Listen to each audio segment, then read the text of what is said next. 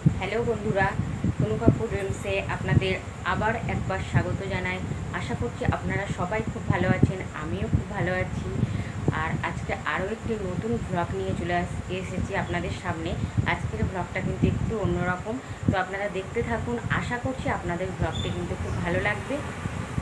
আর এই যে এখন আমি একটু রেডি হয়ে গেছি একটু বেরোবো বলে, তো চলুন কোথায় যাচ্ছি, কেন যাচ্ছি সেগুলোই আপনাদের সাথে শেয়ার করব। তো চলুন দেখতে থাকুন।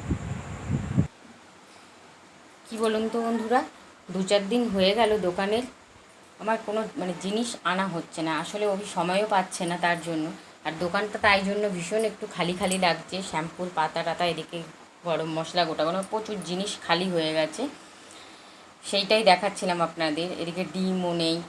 তা অভি আমাকে ফোন করে বলল যে তুমি একটু রেডি হয়ে যাও, আমি ডিউটির থেকে আসছি, এসে বেরোবো দোকানের জিনিসপত্র আনতে, আর একটা লিস্ট বানিয়ে নাও। তো আমি যথারীতি একটা বড় লিস্ট বানিয়ে টানিয়ে কিন্তু রেডি হয়ে গেছি, আর যাব যেখান থেকে ও জিনিস নিয়ে আসে সেখানে। অলরেডি বেরিয়েও পড়েছি।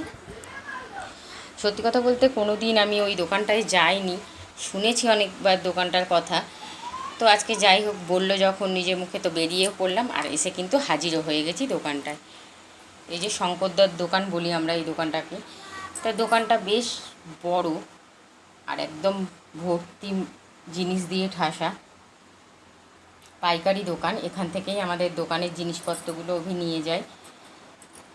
তো দোকানটা দেখছিলাম আর আপনাদের সাথে তাই শেয়ারও করলাম।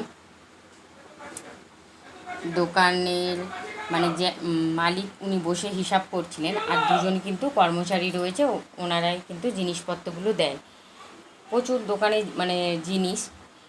আর এদিকে ছেলেকে ওপরটাই বসিয়ে দিয়েছি, বেশ একটু রাত্রিরও হয়ে গেছিলো।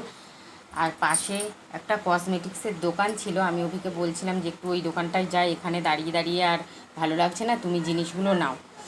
তো বললো ঠিক আছে, তা যাও ঘুরে আসো, আমি ততক্ষণে জিনিসগুলো নিতে থাকি। কসমেটিক্সের দোকানে যাওয়ার একটাই কারণ, সবাই শ্রাবণ মাসে খুব সবুজ চুড়ি পরছে, তা আমারও একটু ইচ্ছে হলো, তাই জন্যেই গেলাম ওই দোকানটায়। গিয়ে কিন্তু একটু সবুজ চুড়ি কিনে নিলাম। স্বামী সন্তানের মঙ্গলের জন্য শুনেছি, তো তাই জন্য যাই হোক। তো এসে আবার এই যে দোকানে চলে আসলাম, বেশ কিছুটা সময় চলে গেল। দোকানের জিনিসগুলোও কিন্তু অলরেডি আমাদের দেওয়া হয়ে গেছে, আর অভি সেগুলোই গোছাচ্ছিল। আর এই যে পাশেই কিন্তু বড় রাস্তা, এই রাস্তা দিয়ে একদম বাস সব কিছু যানবাহন কিন্তু এটা দিয়ে চলে, একদম রাস্তার ধারেই দোকানটা। দোকানের মালিকের ব্যবহারও ভীষণই ভালো। তার ছেলে তো আর থাকতেই চাইছে না, অস্থির হয়ে যাচ্ছে, এতটাই দেরি হয়ে গেছিলো। তো প্রচুর রাত্রিরও হয়ে গেছিলো, আমরা কিন্তু একদম বাড়ির দিকে রওনা দিয়ে দিয়েছি দোকানের জিনিসপত্রগুলো নিয়ে। ওখান থেকে সব জিনিসপত্র নিয়ে মোটামুটি আমার দোকানে চলে আসলাম। এবারে এই জিনিসগুলো কিন্তু গোছাতে হবে বন্ধুরা। অনেকটা দেরি হয়ে গেছে, অনেক রাত্রিরও হয়ে গেছে।